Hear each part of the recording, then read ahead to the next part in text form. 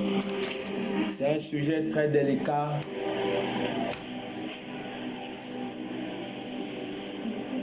Nous sommes en guerre.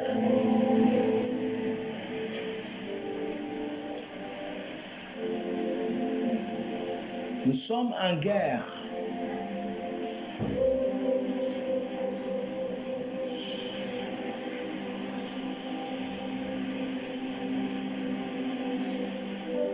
Lorsque tu imagines, tu essaies de voir ta vie actuelle et tu comprends à un seul instant que dans la logique, ta vie ne devait pas être ce qu'elle est aujourd'hui. Il peut arriver que tu vas te mettre à pleurer. Tu vas te mettre à pleurer parce que quelque part, tu prendras conscience que tu as été victime. C'est quelque chose à ne pas négliger.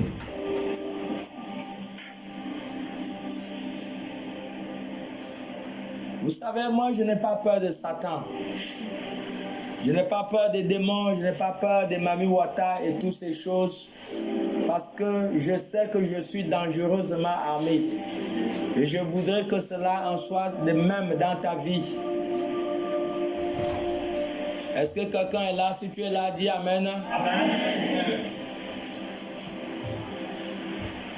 Je ne vais pas courir le risque. Mais ça ne court pas les risques. Il y a des gens qui sont infirmes d'un œil aujourd'hui. Il y a des gens qui sont infirmes d'un pied aujourd'hui. Des gens sont infirmes aujourd'hui. Pourquoi? Parce qu'ils n'ont pas compris que dans une guerre, il faut l'armement. Il faut l'armement. Tu ne sais pas. Ne te moque pas celui qui est de l'autre côté de la rivière. Toi, tu n'as pas encore traversé. Tu ne sais pas de ce qui serait ta vie et ton avenir.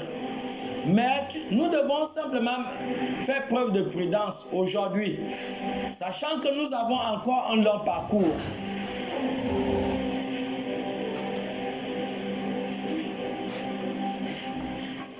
Tu penses que tu vas arriver où? Si tu n'es pas armé, tu vas arriver où? Qui aimerait que sa vie soit la même chose? Après 50 ans, après 60 ans, qui aimerait expérimenter les mêmes difficultés, les mêmes maladies, après 30 ans, après 40 ans, qui aimerait être victime toujours de l'ennemi. Personne ne veut être un pion de Satan. Personne ne veut pas être une chose pour Satan, un instrument de manipulation. Nous devons chercher à avoir le dessus sur les puissants des ténèbres. Nous devons parler avec audace.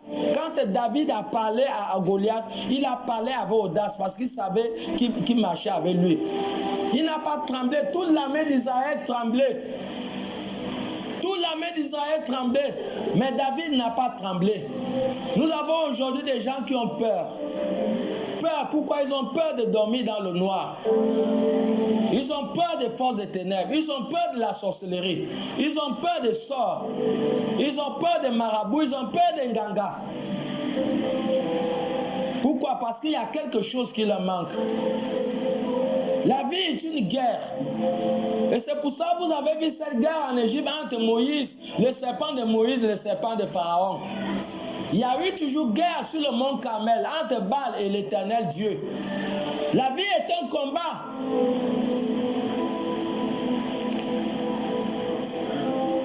Vous avez vu la guerre entre l'armée de Pharaon et l'Éternel. La vie est une guerre.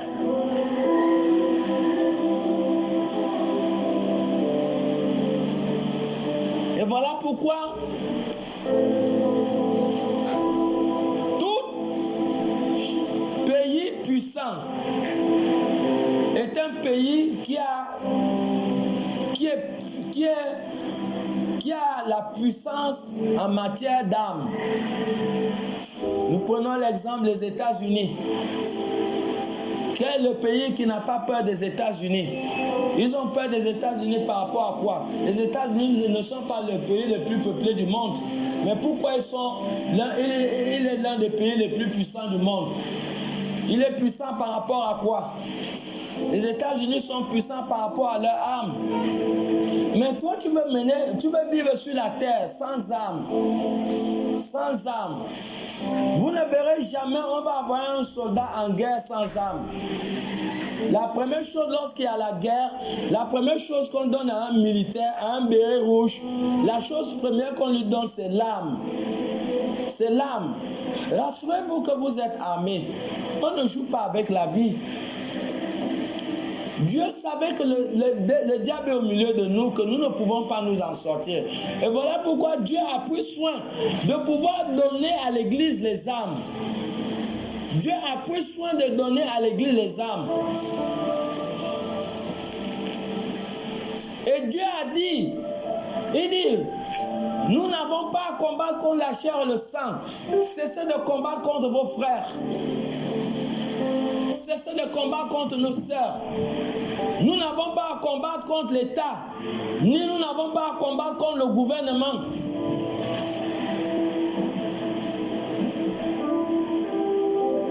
Mais si vous faites un combat et que vous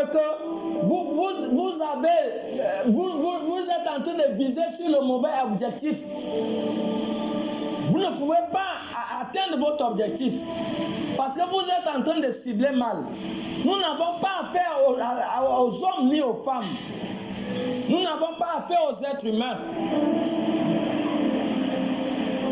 Pourquoi Jésus va dire au-dedans de Pierre, toi, Satan, arrière de moi? Parce que Jésus n'a pas vu Pierre.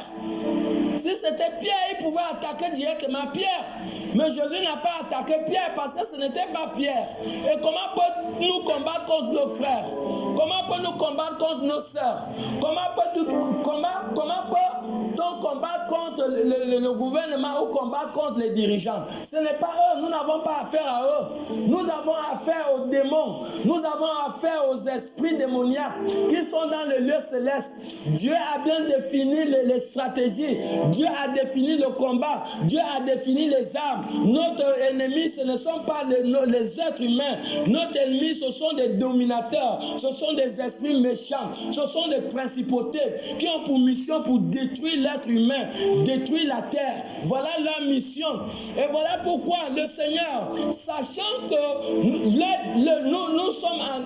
nous sommes en danger, le Seigneur s'est assuré de pouvoir communiquer à l'Église les armes. Et la première arme que le Seigneur a communiquée, c'était la vérité. Ayez à vos reins la vérité pour arme. La première arme, vous ne pouvez pas résister contre Satan si vous n'avez pas l'arme qu'on appelle la vérité. Si vous priez, mais au-dedans de vous, il y a le mensonge. Vous êtes désarmés et le diable peut vous atteindre. Un menteur ne peut pas atteindre le destin. Un menteur ne peut pas résister contre les flèches mystiques. On peut t'envoûter. On peut te tuer. On peut t'empoisonner. Pourquoi? Parce que toi-même tu as ouvert la porte.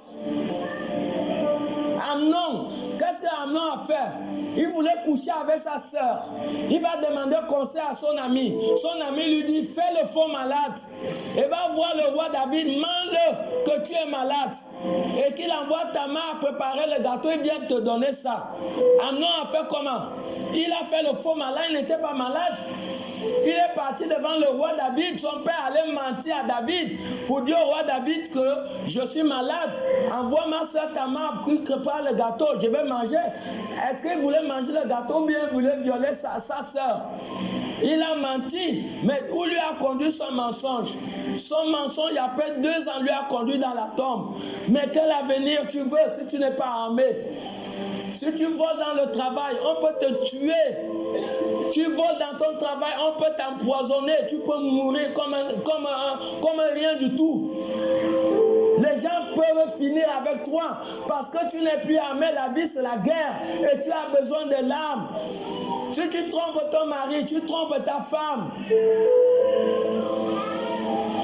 Si fausseté, tu ne peux pas résister aux puissances des ténèbres. Il faut la vérité. Aujourd'hui, il y a des chrétiens qui mentent. Aucun menteur. Apocalypse 21, 27 dit, aucun menteur n'héritera le royaume des ciel. Aucun menteur. Tu peux définir qui est ton père. Jean 8, 44 dit que le diable est menteur et il est père des menteurs. Donc, si tu mens, tu peux définir l'esprit qui t'anime. Si tu es un enfant de Dieu ou si tu es un enfant de Satan. Si c'est le mensonge dans ton âme et conscience, tu sais que tu mens. Le Saint-Esprit est un esprit de Dieu. L'esprit de mensonge est un esprit satanique. Le Saint-Esprit et l'esprit satanique ne peuvent pas demeurer dans la même place. S'il y a le mensonge, ça veut dire que le Saint-Esprit t'a déjà dit au revoir depuis sans que tu t'en rendes compte. Samson croyait que la puissance de Dieu était encore là avec Dalila, mais il ne savait pas que Dieu l'avait déjà dit au revoir. Il y a beaucoup qui sont dans l'église, ils utilisent le mensonge, mais ils croient que Dieu est encore là alors que Dieu n'est plus là. Tu vas aller où? Donc la première âme que tu dois avoir, moi c'est l'âme que j'utilise. Je fais tout et tout pour que je ne touche pas à 5 francs qui ne m'appartiennent pas, de ne pas toucher à quelque chose qui ne m'appartient pas. Je fais tout et tout pour que lorsque je parle, ma parole doit être conforme à la vérité. Même si quelqu'un veut m'amener à mentir, il ne faut jamais venir me dire que va dire à la personne que je ne suis pas là. Même si tu es qui, tu viens me dire que dis à la personne que je ne suis pas là, je ne suis pas dans ces bêtises. Tu me dis à celui qui vient là que je ne suis pas là. J'ai dit, il n'a qu'à venir me demander tout de suite, je vais dire que tu es là. Parce que je ne suis pas dans le mensonge. Aucun menteur ne va hériter le royaume de Dieu. Tous les menteurs, leur vie est exposée. Le diable peut les tuer à n'importe quel moment. Pourquoi? Parce qu'ils ne sont pas armés. Ils ne sont pas armés. Alors, est-ce qu'on peut citer ces âmes? La première âme, c'est la vérité qu'il lisait tout à l'heure. Au verset 14, oui. Verset 14, il dit: tenez donc ferme, ayez à vos reins la vérité pour ceinture. Ayez à vos reins la vérité pour ceinture. Revêtez la cuirasse de la justice. Il dit, revêtez la cuirasse de la justice, arrête-toi là. Revêtez la cuirasse de la justice. Nous avons été créés à l'image de Dieu. Dieu n'a pas ton visage. Dieu n'a pas de chair. Dieu est esprit. Et si nous avons été créés à l'image de Dieu, nous avons été créés par rapport aux vertus de Dieu. Dieu est un Dieu juste. Et ta vie doit être une vie de justice. Ta vie ne doit pas être une vie de fausseté. Nous avons parlé tout de suite d'Ananias et de Saphira. Ananias et Saphira ont agi dans l'injustice. Pierre va demander à Ananias que comment le diable a rempli ton cœur. Vous ne pouvez pas sortir le mensonge si le diable n'a pas rempli votre cœur. Vous ne pouvez pas dire la fausseté si le diable n'a pas rempli votre cœur. Parce que dans la logique, c'est toujours dans l'abondance du cœur que quelqu'un parle. Et voilà pourquoi nous voyons aujourd'hui des personnes qui reçoivent les fusils nocturnes. Des personnes, des choses bizarres les arrivent. Des personnes sont influencées mystiquement. Les personnes, il y a des démons qui viennent habiter dans leur corps. Ils sont passés par où? Le fusil nocturne est passé par où? Parce que la personne vit une vie d'injustice. Il vit une vie d'injustice.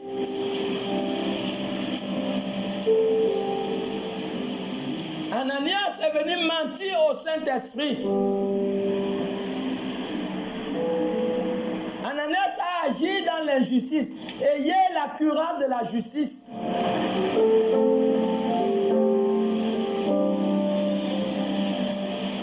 La cuirasse de la justice. Vous avez vu des policiers lorsqu'il y a des grèves. Les policiers, ils ont ce truc-là. Vous voyez, quand Quand on enlace les pierres, donc les cailloux frappent sur cette visière-là. Hein? Vous voyez, ça frappe. C'est ça la cuirasse de la justice. La cuirasse de la justice. On t'a envoyé avec 10 000 pour aller faire les achats. Tu as fait les achats de 6 000 ou de 7 000. Et ton père, ta mère te demande, tu as fait les achats de combien? Tu dis, tu as fait 10 000. Alors que tu pries, tu pars à l'église. Mais tu es en train de mentir à ton père. Tu sais bien que tu as fait les achats de 7 000. Mais tu viens mentir à ton père que tu as fait les achats de 10 000. Tu mens à ton mari que tu as fait le marché de tel, de 20 000. Alors que tu as fait le marché de 10 000.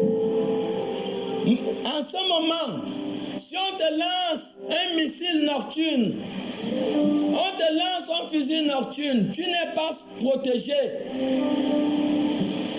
Tu n'es pas protégé. Même le diable s'en fout de toi. Le diable connaît qui sont de Dieu. Il connaît Paul. Il connaît qui est Jésus. Le diable connaît ceux qui sont de Dieu. Donc tu ne peux pas être bénéficiaire de la sécurité divine si tu poses les actes négatifs. Tu n'es pas bénéficiaire de la cuirasse. À l'époque, je venais de me convertir. Étant donné que j'avais connu des initiations, tout ça, et il fallait que lorsque j'ai renoncé à ces choses, il fallait que je sois sérieusement attaché à Jésus. Parce que lorsque tu renonces à ces choses et que tu n'es pas attaché à Jésus, les esprits là peuvent venir pour venir te détruire et te tuer. Et un jour, je venais d'être engagé avec le Seigneur Jésus-Christ, dans mes premiers pas avec le Seigneur. Dans le songe, je pouvais voir comment j'étais attaqué. Je voyais des flèches venir. Et sur moi, il y avait une carapace pareille comme la carapace de la tortue. Et j'étais en bas de cette carapace. Cette carapace me couvrait entièrement. Donc je voyais bien comment les flèches venaient se briser sur cette carapace. J'ai bien vu à l'époque, je dormais dans la chambre de Joannelle là, à l'époque. Donc, je voyais les flèches se briser sur cette carapace. C'était exactement comme la carapace de la tortue. Dans mes premiers pas avec le Seigneur, je venais de renoncer aux œuvres du diable. Et j'étais sincèrement et sérieusement attaché avec le Seigneur. J'ai compris que je dois marcher dans la vérité. J'ai compris que je devais marcher dans la justice. Et si je ne l'aurais pas fait, il y a beaucoup aujourd'hui qui étaient dans des sectes et qui se sont amusés pour venir marcher avec le Seigneur et ne pas être sincères. Et le diable a fini par les ramener. Le diable a fini par les détruire. Et moi, je tenais à ma personne, je tenais à mon avenir. Je ne voulais pas partir avant mon temps. Et j'ai compris ces choses depuis. Voilà pourquoi je suis dangereusement sécurisé. Parce que je me connais. Je connais mes armes que j'utilise. Ce ne sont pas des armes physiques. Et ces armes, ce ne sont que ce qui est en train d'être communiqué en ce moment. La justice. Sois juste dans ton travail. Ne vole pas. Ne pas prendre ce qui ne t'appartient pas. Tu es ménagère. Le patron n'est pas là, la patronne n'est pas là. Ne prends pas ce qui ne t'appartient pas. Quand tu le fais, tu enlèves la protection divine de Dieu qui peut te protéger pendant les dangers mortels. Tu enlèves la protection divine qui peut te protéger contre le con. Tu enlèves la protection divine qui peut te protéger contre les sorts. Lorsque tu poses un acte injuste, lorsque tu mens, tu es en train de te désarmer, tu te mets en danger. Et le diable peut te détruire à n'importe quel moment.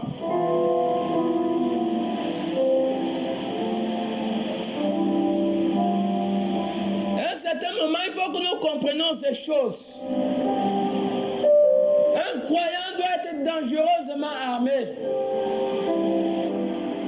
Regarde comment le diable a réussi à détruire Judas. Pourquoi? Judas a joué au double jeu. Il était avec le groupe de Jésus, il est parti former un autre groupe. Avançons. Il dit, au verset 17, prenez aussi le casque du salut et l'épée de l'esprit, qui est la parole de Dieu. Prenez le casque du salut. Vous ne pouvez pas avoir le salut si vous n'êtes pas né de nouveau. On ne vient pas à l'église pour s'amuser. Jean 3,3 dit, si un homme est né d'eau et d'esprit, il ne peut pas avoir il ne peut pas voir le royaume de Dieu. Il faut naître de nouveau. La nouvelle naissance, c'est abandonner ta vieille vie.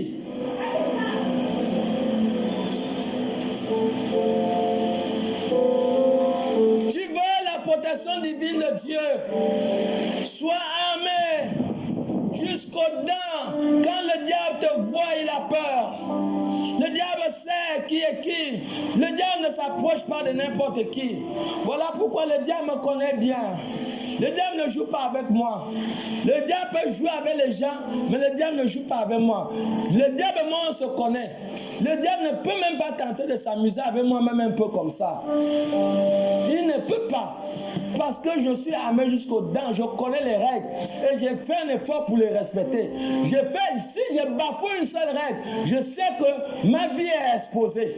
Ma vie peut être exposée et le diable pourra m'atteindre. Si je fais moins de bêtises, ma vie peut être menacée. Ephésiens 2,6 dit, nous sommes en Christ et nous sommes Dieu. Le Seigneur Dieu nous a déportés en Christ dans le lieu céleste. Nous sommes en Christ dans le lieu céleste.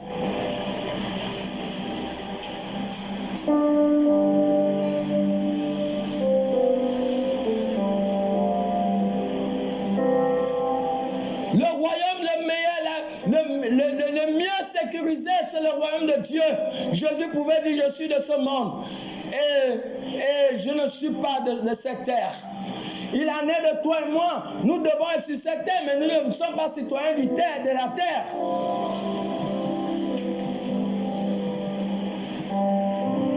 Les citoyens de l'ambassade de France ne sont pas les Gabonais, ils sont français. Le royaume le mieux, qui est mieux sécurisé, c'est le royaume de Dieu. Là-bas, ta vie sera en paix. Aucun démon n'est pas arrivé dans ce royaume parce que nous sommes cachés dans les cieux en Jésus-Christ. Selon Ephésiens 2, le verset 6. Pour que le diable puisse atteindre, il doit atteindre Dieu. Lorsqu'il a déjà atteint Dieu, il doit atteindre Jésus. Lorsqu'il a atteint Jésus, il doit maintenant t'atteindre. Regarde comment tu es dangereusement protégé. Donc, si tu n'as pas le casque du salut, si tu n'es pas né de nouveau, la nouvelle naissance va te donner automatiquement le casque du salut. C'est un signe qui montre que tu es passable de la vie, de la résurrection à la vie. Tu ne vas pas passer par le jugement. Ceux qui ont le cas du salut ne passeront pas par le jugement parce qu'ils sont déjà sauvés. Continue.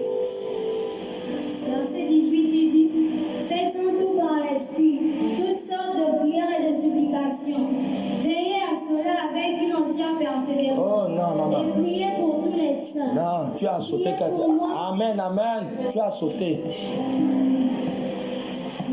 Reprends au verset 15. Tu as sauté quelque chose. Verset 15, il dit, oui. Mettez pour chaussures à vos pieds les ailes que donne l'évangile de paix. Mettez pour chaussures à vos pieds les ailes que donne l'évangile de paix. Vous devez évangéliser comme les chaussures à vos pieds. Évangéliser, c'est une âme. Ne ferme pas ta bouche. La brillance de ton étoile, selon Daniel, je crois, 12, le verset, je crois, chapitre 12. Le verset m'échappe un peu. La brillance de ton étoile est dans ta bouche. C'est dans ta bouche. Est-ce qu'on peut lire Daniel 12? Essayez un peu de regarder un peu le verset. Le verset combien? 10?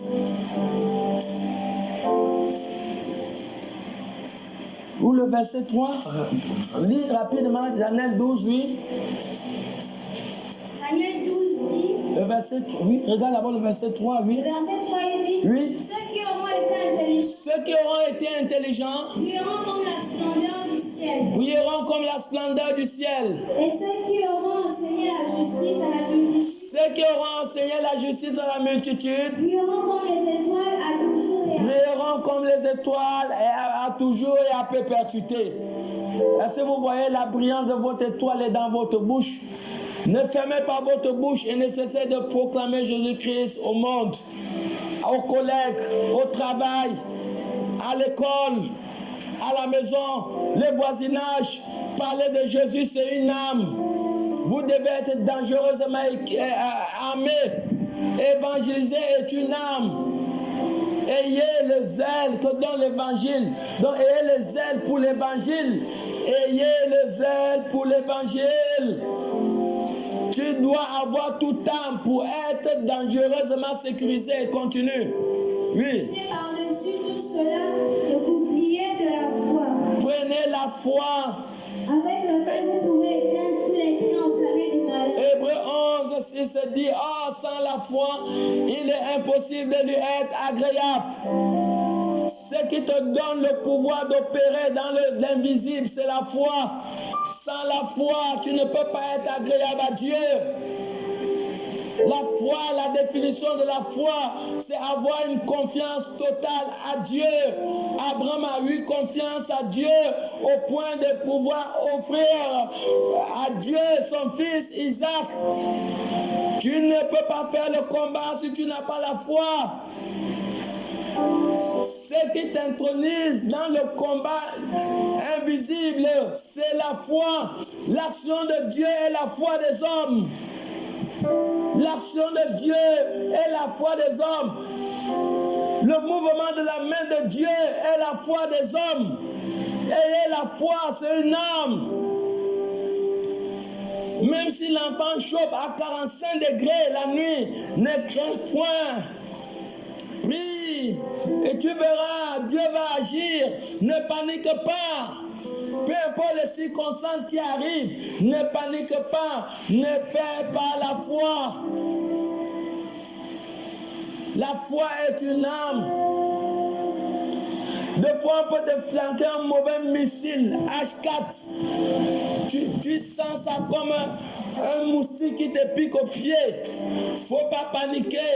Prends l'huile d'onction, tu frottes et tu annules ça par la foi, par la puissance dans le nom de Jésus. Et c'est une affaire réglée. C'est une affaire réglée. La foi est l'instrument du croyant. La foi est ce qui te donne le droit d'opérer dans le surnaturel, dans le plan invisible, dans le spirituel. Continue. Prenez aussi le casque du salut et l'épée de l'esprit, qui est la parole de Dieu. Voilà.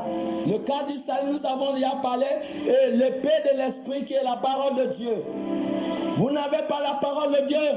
Le diable a suscité les circonstances pour vous mentir. Amen. Dieu a dit à Adam et Ève, vous mangerez tous les arbres qui sont tout autour du jardin. Et l'arbre qui est au milieu, vous n'en mangerez point. Même Ève le répète avec sa conversation avec Satan. Ève le répète au chapitre 3 de Genèse. Le diable va renverser la parole.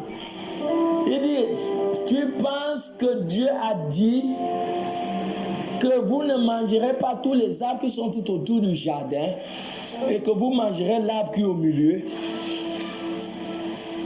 J'ai fait des années sans découvrir cette partie des Écritures. C'est à l'école biblique que j'ai découvert, j'ai compris que, mais le diable a renversé la parole. Le diable va t'amener à poser des actes qui vont t'amener à être coupable devant Dieu.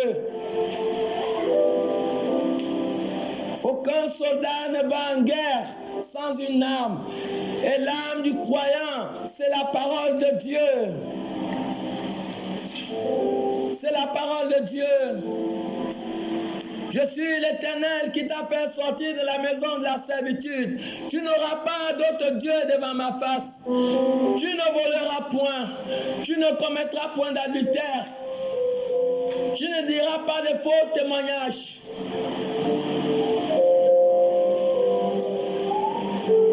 Voilà la loi de Dieu. Quand Josué a été attaqué, le diable a dit, il est écrit, il dit jette-toi en bas, il est écrit que les anges vont te porter. Mais Josué a utilisé la parole, il est écrit aussi que tu ne tenteras point l'Éternel ton Dieu. Quand ton homme se présente devant toi, vous venez faire leur connerie. Est-ce que tu essaies de jauger votre entretien et ce qui se passe exactement à la lumière des Écritures? Toute action qui ne cadre pas avec les Écritures, toute activité qui ne cadre pas avec les Écritures, tout acte qui ne cadre pas avec les Écritures, n'est-ce pas aussi le diable qui est en train de t'avoir? Tout désir qui ne cadre pas avec les Écritures, n'est-ce pas voici le diable qui est en train de t'avoir? Et voilà pourquoi l'épée d'un croyant est la parole de Dieu. Une réponse douce apaise la colère au milieu des grandes tempêtes. Au lieu que tu élèves aussi la voix, au lieu que tu déclenches la colère. Mais Proverbe 15:1 va te dire une réponse douce apaise la colère. Proverbe 15:29 va dire le véritable héros est celui qui réussit à vaincre sa colère. La parole de Dieu va te positionner. La parole de Dieu va t'éviter des obstacles. Ça va t'éviter des bagarres. Jésus a dit, si ton ennemi a faim, donne-lui à manger. Si on te gifle à la joue droite, donne-lui la joue gauche. Jésus a parlé de l'humilité, il a parlé de l'amour. Et tout ça, ça cadre pour nous rendre puissants, pour nous rendre solides face aux défis de la vie, face au voyage que nous sommes en train d'effectuer. Il y a des pièges sataniques, il y a des pièges démoniaques. Les pièges sont partout à l'école, dans notre travail. Nous sommes toujours exposés aux pièges. Il y a des fois, l'esprit de Mami Wata peut venir. Tu vois une belle femme, mais tu ne peux jamais imaginer que si c'est un esprit de Mami Wata. À l'école biblique, comme j'enseigne à l'école biblique, alors il y a un étudiant qui nous a donné ce témoignage. Il est militaire. On les avait envoyés en province en formation. Alors il était parti avec ses collègues.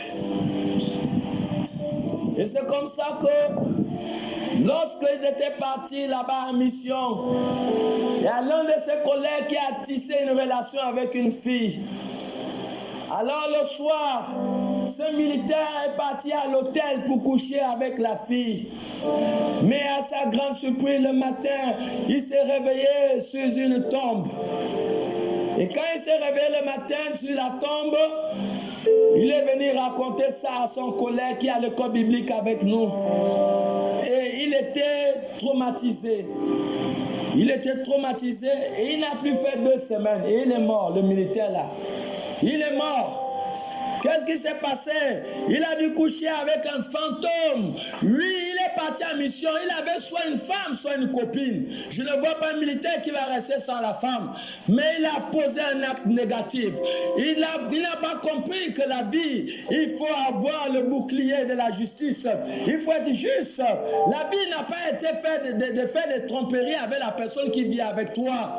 Le jour que David a trompé, a trompé ces femmes, a posé un air négatif avec Bathsheba, il a causé la mort, le deuil dans sa maison. À la fin, le règne de David n'a pas été le bonheur. La source de son malheur, c'était quoi? Un acte d'injustice. Il est parti faire mourir Uri à la guerre pour prendre sa femme Bathsheba. Vous pensez pour un roi qui connaissait Dieu, vous pensez que c'était normal? Voilà, David a perdu les gens. David a perdu l'enfant qu'il a fait avec Bathsheba, il a perdu Amnon, il a perdu Absalom. On a violé ses femmes devant tout Israël. On l'a chassé de la royauté à cause d'un acte d'injustice seulement qu'il avait posé. Et David connaissait la parole. Il a perdu l'âme à cause d'une femme, à cause d'un désir de quelques minutes. Il a perdu son âme. Et voilà pourquoi tu dois avoir l'âme, frère. Tu peux perdre quelque chose de cher dans l'avenir. C'est maintenant qu'il faut s'armer. David a fini sa vie avec des douleurs dans le cœur. Parce qu'il connaissait les règles. Il n'a pas respecté ces règles. Et voilà pourquoi Dieu est en train de parler à quelqu'un. Continue la lecture. Faisons-nous par l'esprit toutes sortes de prières et de supplications. Veillez à cela avec une entière persévérance et priez pour nous les saints. C'est bon, arrête-toi là. Amen. On dit faites tout ça avec quoi? Avec la prière. Si vous ne priez pas, vous êtes foutus. Priez, mes bien-aimés, prions. Prions. Voici les armes. Pour être une femme puissante, pour être un homme puissant, voici les armes. Chacun de nous doit s'armer en ce temps qui est le dernier tournant avant que Jésus va revenir pour enlever son église. Voici les armes. On va s'arrêter par là. Est-ce que quelqu'un a été béni? Acclamons pour le Seigneur alors. Mettons-nous debout. Mettons-nous debout.